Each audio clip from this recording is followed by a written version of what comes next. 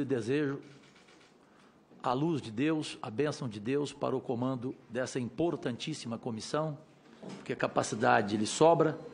Então, a todos nós aqui presentes, porque essa comissão se chama Transparência, Fiscalização e Controle.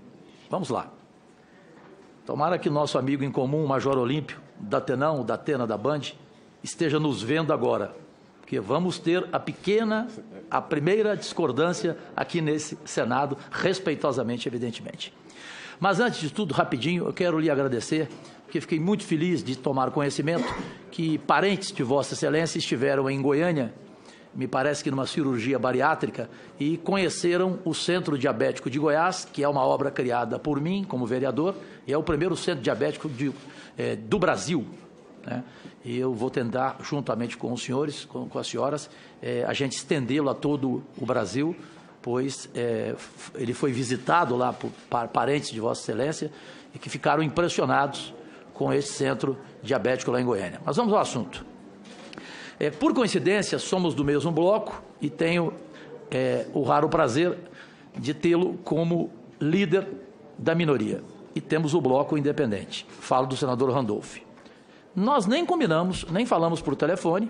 No domingo à tarde, eu preparei com um amigo dele e meu em comum, Martiniano Cavalcante, um requerimento pedindo a presença do ainda não demitido secretário-geral da Presidência, Gustavo Bebiano. Por quê? Porque na madrugada de sábado para domingo, Vossas Excelências, nas redes sociais, esse nefasto cidadão, que eu considero, inclusive, o considero como traidor do presidente Bolsonaro, todavia ele entrou nas redes sociais dizendo que, tratando o presidente como desleal, para quem sabe ler um pinga e letra, caso ele fosse demitido, e dizendo que o que ele teria para falar abalaria o país. Ele publicou. Não foi sessão espírita, não. Foi ele que entrou nas redes sociais e escreveu isso, né? E seguiu assim agindo, né? Depois veio falar que não iria falar nada pelo bem do país. Ora, as bolas. Se ele faz uma observação dessa, é porque ele tem algo a dizer, então. Então ele mudou de ideia de sábado para domingo apenas para dizer que pelo país ele não vai falar. Bom, posto isto, na semana passada eu subi à tribuna para dizer que eu tinha certeza que esse secretário-geral estava começando como um zumbi e iria virar assombração. Eis que essa assombração recebe ontem a decisão de foro íntimo do presidente Bolsonaro, a quem eu cumprimentei na hora pela demissão. Mas, Major Olímpio, eu jamais vou discordar de ninguém aqui sem fazer ofensa. Ainda mais a Vossa Excelência, a quem respeito, é meu amigo, e nem motivo eu tenho pela sua honradez inquestionável. E segundo, pela amizade que temos com o Datena, que me aconselhou: se você brigar com o Major Olímpio, eu enfio a mão na sua cara. O Datena é assim mesmo, é desse jeito. Mas eu vou discordar de Vossa Excelência, porque, para mim, ao sair da presidência e ao ter falado tudo o que falou, ele não pode deixar de vir aqui nessa comissão para ser questionado, para ser ouvido. A nação quer. E agora eu lhes trago um fato novo, senador Cid Gomes. Fato novo. Além da denúncia do jornal Folha de São Paulo sobre candidatos laranjas lá em Minas Gerais, ou candidatas, agora aparece uma nova denúncia no meu estado de Goiás de candidatos do mesmo PSL. Coordenação da campanha, Gustavo Bebiano. Então, para mim, é impossível, como parlamentar, eu falar de rejeição. Eu apresentei o requerimento, o senador Randolph também apresentou, eu usei convocação, ele pediu para que eu mudasse para convite, mais experiente que eu, mais preparado, eu aceitei. Agora eu não abro mão, de forma alguma, eu, respeitando a opinião de todos os colegas aqui, eu não abro mão da convocação, não pode, do convite a esse ser, repito, ao meu ver, nefasto, mas não interessa. Ele ocupou uma função muito importante, muito importante.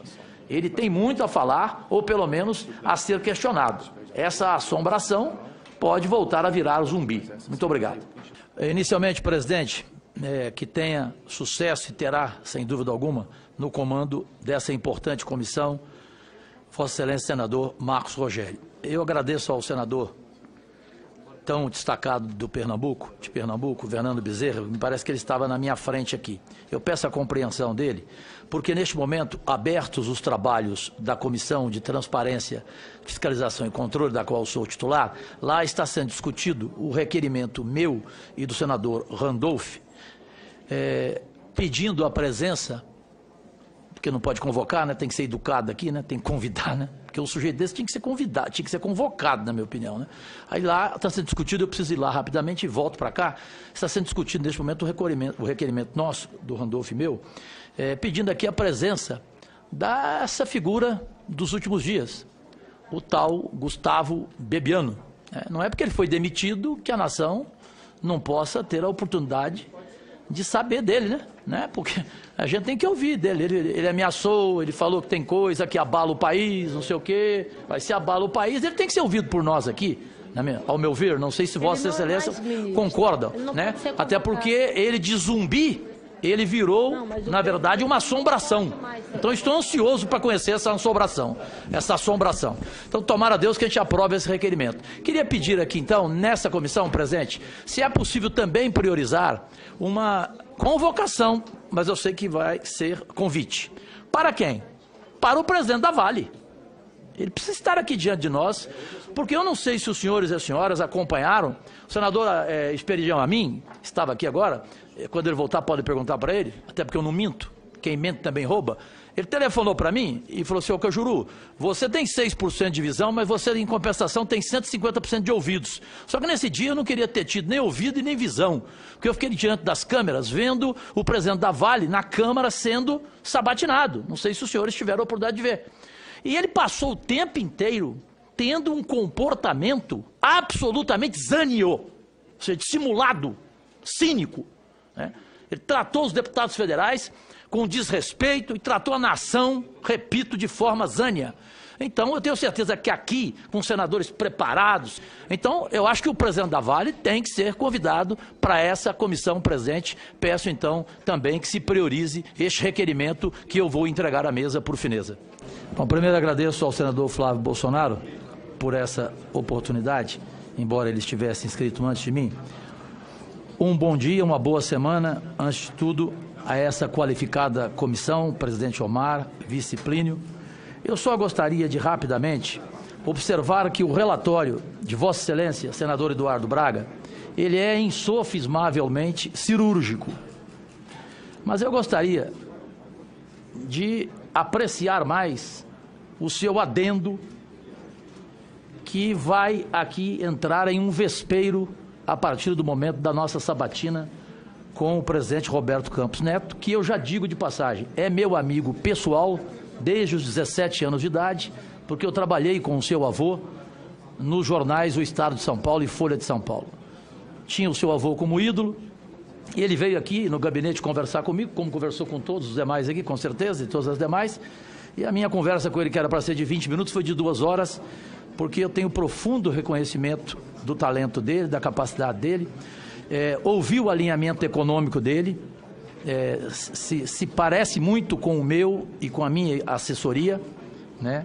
Conversei com o senador Cristóvão Buarque, conversei com o senador Pedro Simon, que são meus conselheiros, sobre a minha conversa com Roberto Campos Neto.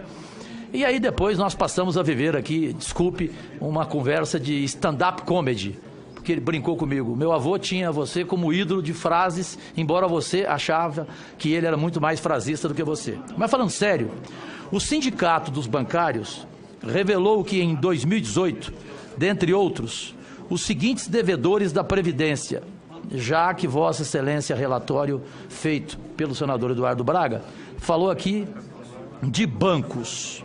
Então, pasmem, lucro 2016, Banco Itaú, 21 bilhões e 600, dívida previdenciária, 11 milhões e 800, Bradesco, lucro, 15 bilhões, dívida previdenciária, 75 milhões, Santander, lucro, 7 bilhões e 300, dívida previdenciária, 218 milhões, Banco do Brasil, lucro, 8 bilhões.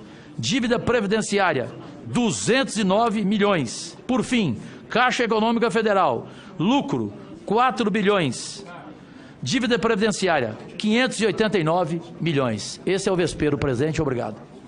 Eu queria fazer aqui um registro da minha indignação da utilização de forma errada do que tem acontecido em relação a esse fundo eleitoral. Quando o senador Randolph faz um convite ao ex-ministro agora, Gustavo Bebiano, e o colega também Cajuru, eu vejo que ele está com uma preocupação muito clara, não é, de saber efetivamente o que está atrás por tudo isso. Porque o que pesa em relação ao Gustavo Bebiano também pesa em relação ao ministro Marcelo, que não houve para ele, por parte da Presidência da República, o mesmo tratamento. Está lá, na mais absoluta paz e tranquilidade, aliás, mesmo depois de várias intervenções feitas por parlamentares aqui no Congresso Nacional, mas nada foi feito em relação a ele. Então, se nós temos um caso a investigar, que é o caso, e aí precisamos investigar sim, se teve candidatura laranja dessa utilização, nós precisamos entender o que está por trás daquilo que nós não conhecemos, que talvez seja tão grave quanto.